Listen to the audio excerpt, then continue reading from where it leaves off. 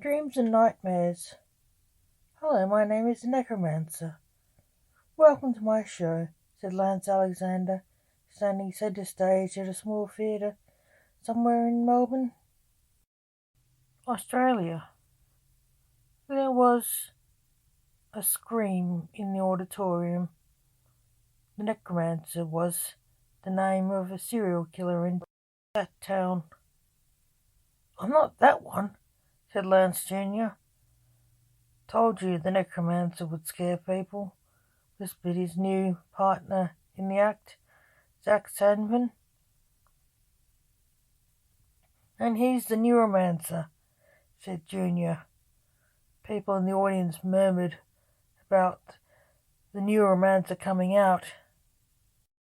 They heard of his father, a superhero of the same name. He's not him either. We are another Necromancer and Neuromancer, okay? Huffed Junior. The real Necromancer laughed and said to his friend Sandy Sandman, who was in the audience with him, "They're going well. No one knows who they are." At least they didn't scream when they found out who my son was, chuckled Sandy. They thought you were coming out, said Lance Senior. You too, said Sandy. Like I would, said Lance Senior. Back on the stage moments later, Junior looked possessed. "Dermy, you all right?" Said Zach, who was running to his side. Senior and Sandy materialized on stage beside Junior. "He's having a vision," said Sandy to his son. "Drop the curtains," roared Senior. The curtains closed. "I've heard he has them. Not seen him having one before," Zach said. "They are usually dark visions of the future. His uncle, the timekeeper, has them too," said Sandy, with an air of concern. Junior looked scared and horrified of something. Senior held him so he wouldn't wander off stage and hurt himself or anyone else by falling on them. He was lost in his vision. Zach was scared. Junior's eyes, they were on fire. Junior's father was a reaper, Zach knew. "Is this normal?" asked Zach. "No," said Senior, concerned.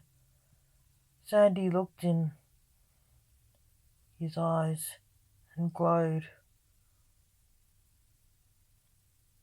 "He's seeing a violent serial killer. He is... Oh. Sandy said, and threw up. "Are you all right, Dad?" asked Zach. Sandy was coming round. He was sweating and looking horrified and greenish. "Sorry about that," said Sandy, noticing he threw up. "What did you see?" asked Senior. "It was like a nightmare," said Sandy. "A really bad one." "Sandy, what were they doing?" Senior. "Skinning his victim and defleshing them too," Sandy said, looking loath to speak, let alone think of it. I think he is in such horror he is unable to retain his appearance. It is his true form we are seeing," said Sandy. Junior looked like a skeleton in a tux. "Oh my God," said the horrified senior, realizing his son was a Grim Reaper. Can you wake him up? I'll try. It is not the dreaming. He's in the vision. It may be hard, said Sandy, who walked into a portal and disappeared. Sandy stepped out of the portal into the vision, gingerly, not sure what would happen, as it was a time loop, not a dream. He knew it was dangerous being in time loops. He saw Junior. He was in Reaper form, watching the killer, flaying the victim, and defleshing them in a moment like super speed. Time was crazy in time loops. An hour could be like a moment. They were in a quantum dream loop. He'd read about them. They were tricky to escape. Yes, neuromancers. He walked in a veil of invisibility over to Junior, who was cowering in the shadows of the dream unseen by the masked killer. Wake up. You must wake up. This is only a dream, said Sandy the Sandman. I can't wake up, said the Reaper. Why? Asked Sandy. I'm stuck here. I tried to wake up before. I just can't wake up, said Junior. My hand, said the Sandman. The Reaper reached a bony hand out to Sandy, who took it. Junior awoke. The dream melted away, and Sandy appeared out of a portal on the stage. You woke him, said Senior. Are you all right, Dad? Asked Zack. I'm fine. The dream was a time loop. It took a bit out of me, escaping it, said the weakened Sandy. He was stuck in there. I gave him a little nudge to get him out of the loop. I noticed he was in his dad's arms. Blushed slightly. His flesh had returned. I was making sure you didn't fall off the stage, boy, said Senior. Junior smiled. Thank you, said Junior. What did the vision say? Asked Senior. I don't know. Someone will be murdered by a man in a mask. I don't know who, said Junior. It was a woman, the victim. Said Sandy sadly, remembering the victim. You saw my vision too,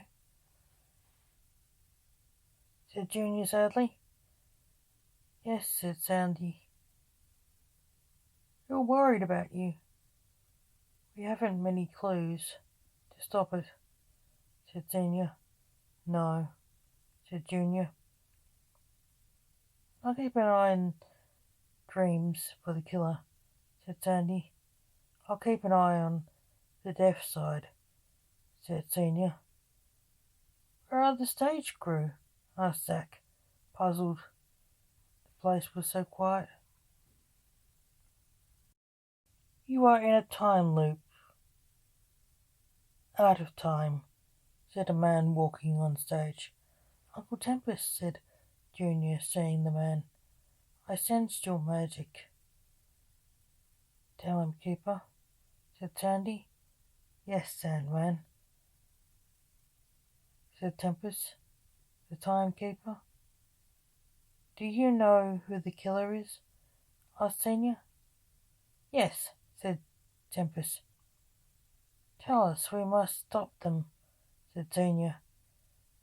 Won't like to know,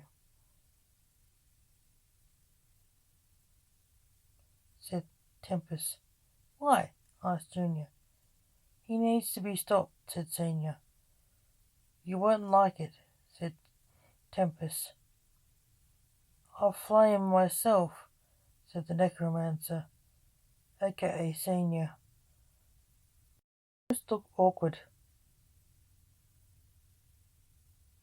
Senior looked awkward too. He's not, said Senior. I'm sorry to say it is him, said the Tempest sadly. Oh, okay, we'll just have to live with it, said Senior sadly. Why? Who is he? Asked Junior. Apparently he is me. So the victim was on the list of people to die for their crimes, said Senior. Sorry I scared you two. I didn't mean to scare anyone.